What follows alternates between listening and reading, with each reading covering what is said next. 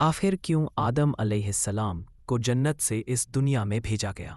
جب اللہ نے آدم علیہ السلام اور بی بی حوا کو پیدا کیا تو انہیں جنت میں ٹھہرایا اور صاف فرمایا، جنت کی ہر نعمت تمہارے لیے ہے، بس اس ایک درخت کے قریب مت جانا۔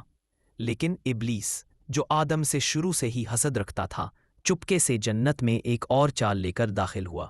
اسے پتا تھا کہ سیدھا بہکانا مشکل ہے، اس لیے اس نے ایک نیا جھوٹ گڑھا۔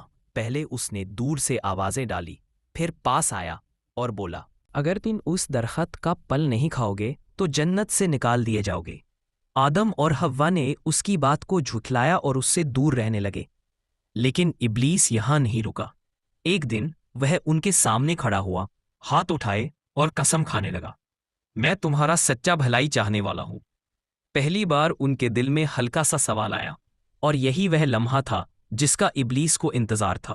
دھیرے دھیرے وہ انہیں اس درخت کی طرف لے گیا اور آخرکار دونوں نے اس درخت کا ایک پھل توڑ کر کھا لیا۔